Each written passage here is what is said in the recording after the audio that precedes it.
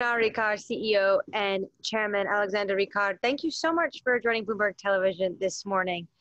So looking at your earnings results, it seems like you were really able to weather the pandemic due to consumers willing to switch to drinking a lot more at home, bringing back that cocktail hour in the living room. But will this change the way people drink going forward? No, it's a great question. We've seen a lot of consumers and people, more generally speaking, adapting to the current pandemic environment. And so what we've seen is indeed more home gatherings and at-home consumption, offsetting to some extent the on-trade that has declined quite significantly. And by the way, we've seen different behaviors as well. People wanting to go out and shop less, so frequency has lowered, and spending less time in stores. So big formats are formats that have grown fastest during the peak of the pandemic crisis. And what we've seen as well appear, because people were not able to physically connect or travel to meet up through social gatherings, we've seen virtual social gatherings with people having drinks and cocktails through social platforms or through Zoom, for instance. Yeah, I've heard about a lot of these Zoom happy hours, but when do you think we'll get back to pre-pandemic levels in terms of social gatherings, going out to bars, going back to restaurants? Because that would be clearly a big positive for your company. Well, not only would it be a big positive for our company, for our industry, for our customers, which are the on-trade accounts, the restaurants, the bars, the nightclubs out there that are all struggling and have suffered quite a lot. Some of them, unfortunately, will never reopen. They've gone out of business, unfortunately. The one thing we know is they will all reopen one day, and the real question is when. I believe that, first of all, there's the regulatory environment. We still see some markets where closures are mandatory after a specific hour. We see some within some countries, some areas where restaurants are asked to go back to lockdown as well. So until two things need to happen. First of all, the pandemic needs to go for that to happen, and consumer confidence to go out needs to come back for this to happen. It will because there's this deep human insight of wanting to reconnect with people and wanting to be with people. It will happen. The real question is when, and that one I don't know how to answer. Is that when the reason why you can't give 2021 guidance? Well, the environment remains uncertain. The environment remains volatile and clearly related, in particular, to the pandemic. And because of this, it's difficult to give a guidance at this stage. There's somewhat of lack of visibility from that point of view. The one thing, though, that we know, and the good news for us as a company is the strong resilience, as we spoke about, of home consumption and therefore of the off-trade. We do see during the course of the year a sequential improvement of the on-trade globally as they reopen and as people really fully readapt to the current environment. This will be sequential. I think that the one channel for the year ahead, for the next 12 months, which will really remain subdued, is travel retail. Yeah, when do you think we'll ever return travel retail to pre-pandemic levels? Listen, travel retail has undergone many ups and downs over the last 20 years and will continue to have ups and downs. But the underlying trend has always been passenger traffic growth. I think that passenger traffic was 2.5 billion back when there was the SARS crisis in 2003. And last year we were at 4.5 billion. And projections for the next 10 years are quite bullish. But right now, short term, I see that channel being quite subdued. Is China, do you think, a good guide to the recovery? When do you see a bounce potentially in the trade restocking?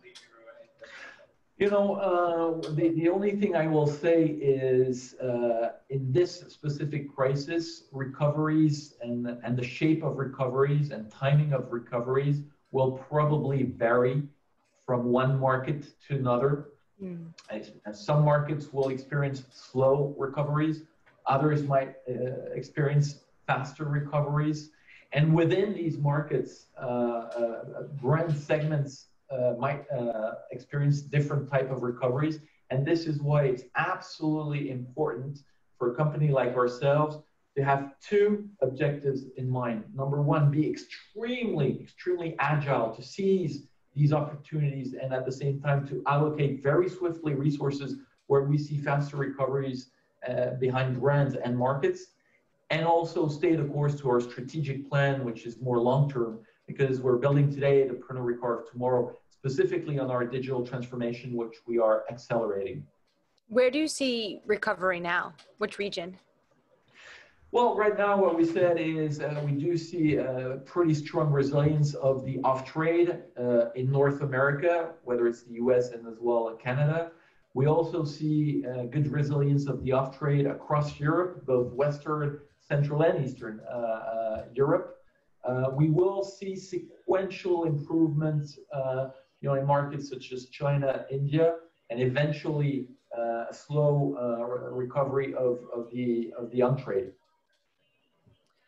What about restaurants? Given they were hit so badly due to the pandemic and the domino effect to the economics and the lockdowns, do you see that restaurants are actually shifting to buy cheaper brands of alcohol? We're not seeing this right now, and if you take the U.S. trends, you're still seeing the underlying trend of premiumization has in fact accelerating during the course of the crisis. Premiumization is a long-term underlying trend. There might be glitches. If I go back to the previous big crisis, which was the financial crisis in 2009, there was a glitch in terms of premiumization, but that didn't last long. It lasted a year or so. But it's fair to say that the restaurant business across the world is one of these businesses that was most hit by this pandemic, alongside travel. Mm-hmm. I'm glad you mentioned the US. I wanted to ask you about your tequila brands there. It seems that tequila was the drink of choice for Americans under lockdown. I actually spent the height of my time during the pandemic in New York, and I actually personally noticed this as well. Do you have any marketing plans for your tequila brands in the United States? We do, and we've experienced a very strong off-trade growth for both our tequila brands. With Altos and with Avión, both brands have performed extraordinarily well in the off-trade, growing, a very strong double-digit. And I referred to our digital transformation in Pernod Ricard, and during the peak of the crisis, we were extremely active in terms of digital marketing, specifically on what we call hot brands, of which Altos and Avión were part of. What about your vodka brands? You took €1 billion write down on Absolut. How do you reinvigorate the vodka category?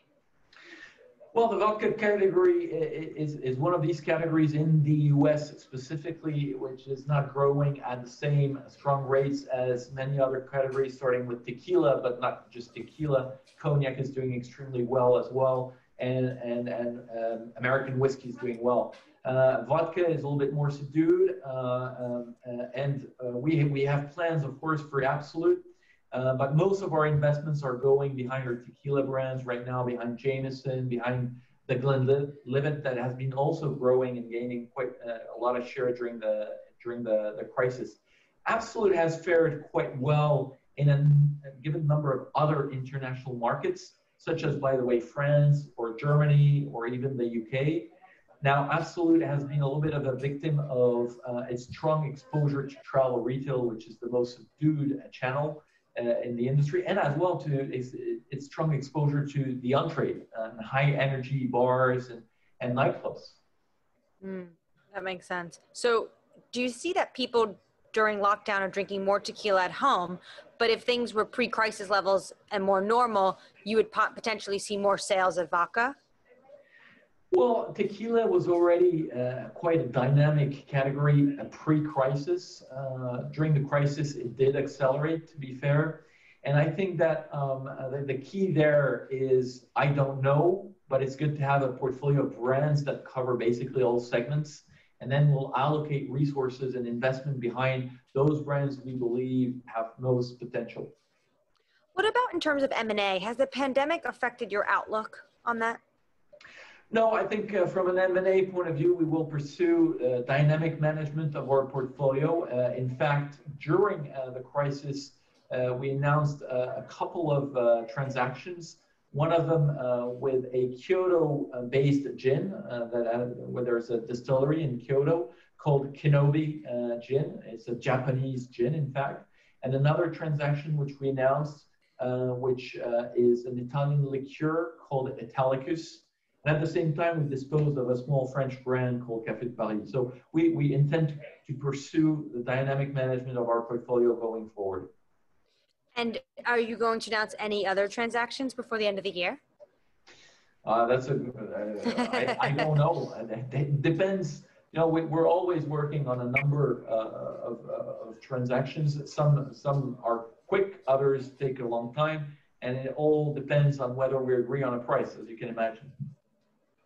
Now, I know some of these global events don't always impact how people drink, but in the financial markets, there's a lot of volatility ahead of the US election. Of course, there's a trade war with China between Beijing and Washington. What events like these really weigh on you as an executive of a major consumer brand? You know, I think that uncertainty and volatility is becoming the new norm for the world. And the companies in which that operate in that world. And I think that the key there, and that was our clear objective from the beginning of this pandemic crisis and what's going to follow, is to, number one, demonstrate the resilience of our business model. And I do believe that our results show that. And number two, agility.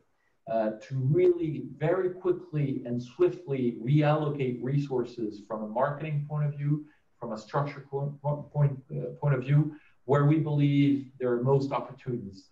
So agility and swift action is becoming the new norm for companies, I believe.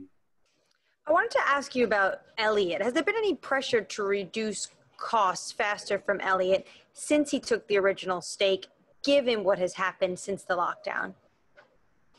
No, the answer is ever since not just the lockdown, but right now we're absolutely focused, number one, on short-term issues, which is managing the crisis with the double objective I just mentioned. And number two, delivering our strategic plan, Transform and Accelerate, which is a more longer-term focus that we shouldn't forget. And this is our sole objective as we speak. And then just finally, one last question. Pernod Ricard was added last night to the Stocks 50. That will definitely benefit more passive money. What does this mean for firms like Vanguard and BlackRock to be bigger holders in your company? That's a question for them, by the way. I think that this addition for Pernod Ricard is a great testimony to the teams of Pernod Ricard around the world, and that have really created value over the last few years, over the last couple of decades, in fact, and I see this as a positive.